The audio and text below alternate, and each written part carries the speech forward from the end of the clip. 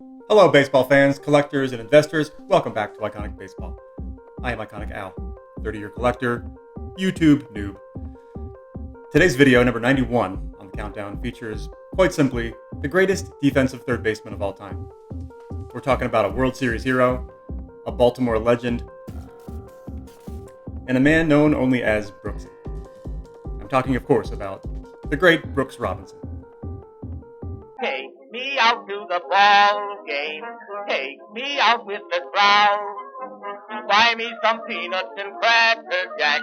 I don't care if I never get back. Let me root for the home team. If they don't win, it's a shame. For it's 1, 2, 3 strikes, you're out at the old ball game. There he is, the greatest defensive third baseman in baseball history. Now, for most players, being honored once as the best at your position is a huge accomplishment, a huge honor. And it is. Brooks Robinson won 16 Gold Glove Awards. For 16 seasons, he was the best defensive player at his position. That's just remarkable. And it'll never happen again. There's no way in today's modern game anyone will ever touch Brooks Robinson and his string of 16 Gold Glove Awards. Now, the only one that is even coming close to him would be Nolan Arenado, what he is doing right now, with 9 consecutive Gold Glove Awards. But he would need 7 more to tie Brooks Robinson. So, unlikely, very improbable that anyone will ever touch Brooks Robinson and his status as the greatest defensive third baseman of all time. He has the highest defensive WAR of all time as a third baseman. 39.1 defensive WAR. When added to his offensive output, that puts him at 78.4 WAR total. That's Baseball Reference WAR, which puts him in the mid to upper tier Hall of Fame category of all Hall of Famers. So he's really amassed an impressive career, offensively and especially defensively. Now, offensively, he wasn't anything to sniff at. Let's not forget, he won an MVP award in 1964, a year in which he hit .317 with 28 home runs and 118 RBIs. So he was certainly capable of being an outstanding hitter. And he produced well above league average for many, many seasons. Now, his career batting average of .267 is relatively pedestrian, but let's not forget, he compiled 2,800 hits. Actually, 2,848 hits. So he was within striking distance of 3,000 hits. It wasn't that far away. He was an 18-time All-Star. And don't get me started on his postseason numbers. I mean, 39 postseason games, he hit .303.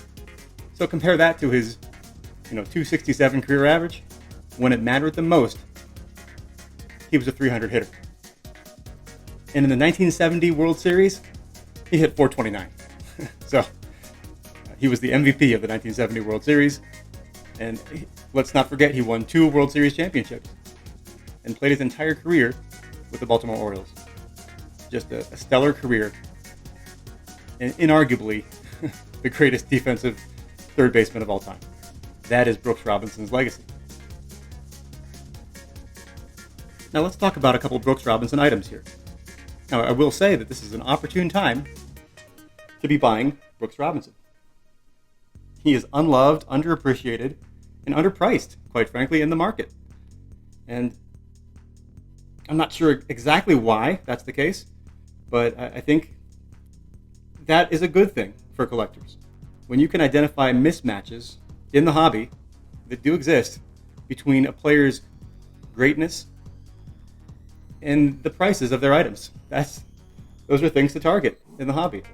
And I think the misconception is that, and the biggest barrier, I think, to collectors coming into the hobby is this perception that it's too expensive. Oh, I can't afford that. The greatest defensive third baseman, World Series hero, Hall of Famer. I'd love to own these items, but they're way too expensive. I can't afford this stuff. Well, guess what? With Brooks Robinson, you can. you can own high quality items of Brooks Robinson very cheaply.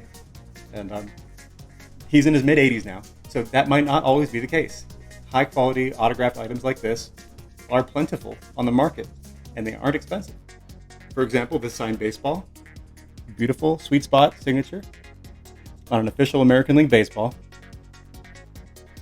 can be bought for 30 to 50 bucks. I think I paid 35 for this years ago, but that's still what they go for. That's ridiculously cheap in my view for someone of the status of a Brooks Robinson.